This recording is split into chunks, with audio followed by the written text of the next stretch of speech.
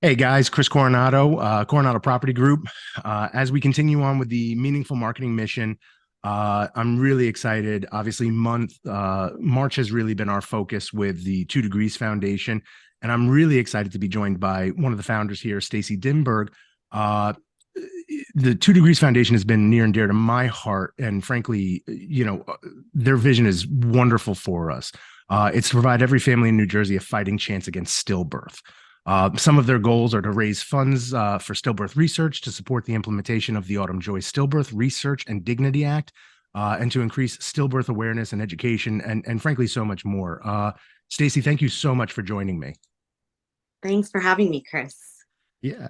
Uh, I want to take an opportunity here, as we kind of are doing this all month of March, ask you a couple of questions about the foundation, ask you a couple of questions about yourself, if that's okay, and make sure that we get as much awareness to the 2 Degrees Foundation and yourself as possible. So let's jump into it. How did you and I know there's the other founder, which is Debbie. How did you guys link up and get involved and kind of start the 2 Degrees Foundation?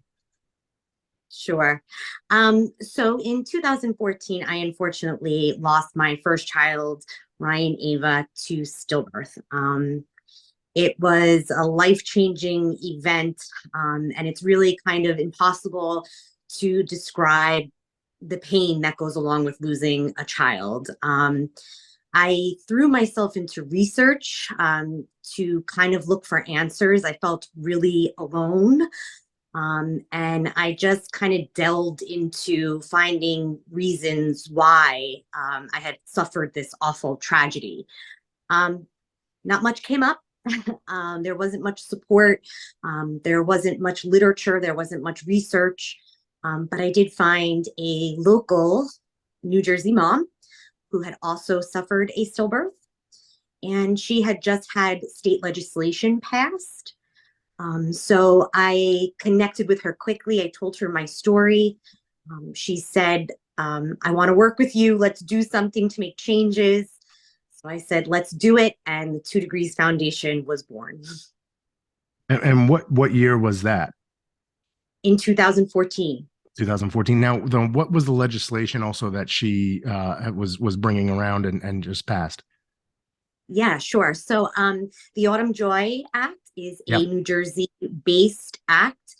It was actually implemented in 2014 Mhm. of January. And basically, it gave hospitals standards for how to deal with stillbirths in the hospitals. And it was passed pretty quickly, and it gave just some guidelines Right. to treat women with respect and dignity, to assign one person to the family, things that just were very helpful when dealing with the aftermath of stillbirth in a hospital. And the reason I kind of just needled that a little bit more is that was an enormous. We experienced it firsthand ourselves, and frankly, I think one of the big words that you used was dignity, and it really shined through in regards to how the hospital kind of went through. And look, I give Valley a lot of credit for how they went about it and what they did. But again, this kind of guideline and this kind of implementation, frankly, before 2014, obviously it was a dark place, right? So it was very different time, very different everything. And I don't want to put trigger warnings on the video, but what we went through and how it was handled, we'll call it handled at the hospital was bar none, I think the best way it could have gone in the situation. So I thank you guys for that. I mean, it meant the world to us on what they did, and a lot of it. Look, I think for a lot of people, a lot of it's unseen. Uh, it's almost to the point where, oh well, that's really that's amazing, or that's special, or that's and I can go through some of the small interactions down the road in something else, but it almost was like, oh well, this was a magical experience for what we were suffering through to really have that, again, to your point, dignity. So definitely appreciate all of it. As far as the name, and I don't want to be hokey about it, but at the end of the day, I think as I look at 2 Degrees, I want to kind of just hear your explanation of this, because I think it's going to hit home for a lot of people watching this. Absolutely. So 2 degrees is based upon 2 degrees of separation. Chances are you know somebody that's been affected by pregnancy and infant loss, whether you know it or not. Many families do choose to be silent about pregnancy and infant loss, and sometimes you don't even know it, but we're in the grocery stores, we're at the post office, we're your doctors, nurses. Chances are you know somebody that's been affected by that tragedy. Uh, yeah, rightfully so. And frankly, do you feel it's getting, and I'm assuming one of the goals is having people talk a little bit more about this and making it a less and less, I don't want to use the word taboo, but I guess, It is. It's taboo. yeah, um, and unfortunately, even the medical professionals I have found out have a difficult time talking about this topic. And people that have dealt with stillbirth, pregnancy loss, infant loss, requires special treatment. right, And especially in the medical field, we've lost faith, we've lost hope, we've lost joy. sure, And there needs to be changes made, and that's part of bringing awareness and education to the topic will help make it more or easier for women and families to discuss the topic. right. Uh, and I think, yeah, I mean, look, perfect. You segued me right into the next question as far as bringing awareness. Like, you had mentioned the Autumn Joy Act. Tell me a little bit more about that. I mean, obviously, this is a huge accomplishment for the foundation. Can you tell me what are you working at currently? That you feel is the most important thing to share to the audience right now. Yeah, absolutely. So my partner Debbie has been working on national legislation called the Shine for Autumn Act. And basically what this national legislation would do would make funding for stillbirth research, education, um, better data collection, and creating campaigns and awareness for stillbirth. So it's become a little bit more well known and something that people can really work on to help with preventable stillbirths. Right. Believe it or not, a lot of stillbirths are preventable by extra monitoring, counting the kicks, also measuring the placenta. There's a bunch of different things that technology has allowed us to do. And one of those things is to prevent stillbirth. So we need to look into it more. We need to do more research. We need to collect more data, and we got to get the word out that, Right. we stop this. Yeah.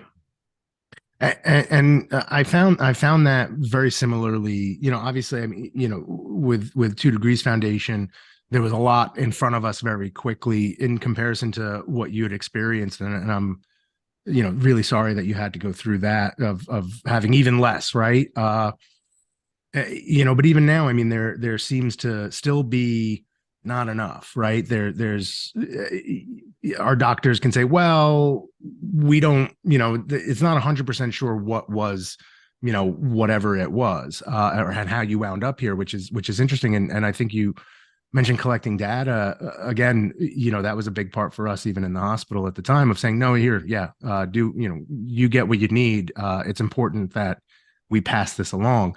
I understand that there's a petition that's going around specifically for the federal act. Is that correct? So the petition that's going around right now is going to be collecting or a petition going for the Stillbirth Task Force. Okay. And the Stillbirth Task Force is the national task force that talks about stillbirth, what we're doing, where we're at, how we're going to better it. And without the task force, we have nothing. And the funding is running out for the task force. So we want to say that it needs to continue. It's still important. It's our lifeline, actually. Yeah. So I'll be in this, every time I post one of these clips and videos, and obviously I'm going to break this up. That petition is going to go out every single second. I've done it, and I know Jess has been a big advocate of it and sending it around. And frankly, I'm going to ask anybody who's watching this video, click below, go to the petition, guys, fill it out. I'm your source of here's how you were affected, right? So this is the easy thing. I'm giving you a gimme. Just go ahead and type me in, and I'll take it. Type Jessica in, and just let's move forward on this. I think that's going to be hugely impactful. I had mentioned also in my initial video that had come out in the beginning of March, Jess is going to be running a lot of 10Ks and 5Ks and doing a lot of athletic stuff that I'm just not going to be about. But at the end of the day, I know you guys have an event that you guys are organizing for October. Can you tell me a little bit more about that? Absolutely. So October is Pregnancy and Infant Loss Awareness Month, and we are planning a pregnancy and infant loss awareness walk to raise funds for the 2 Degrees Foundation to help continue to support our mission. We are going to need sponsors. Yeah. We very much would like to make this a family-friendly event. And have a certain healthcare or maternal health care component to it, getting some more information out there to our families and expected parents. So we're going to need sponsors, organizations that will help us, fund all the stuff that's needed to make it a successful event. Yep. So yeah, if you're interested, definitely hit Chris up, hit me up.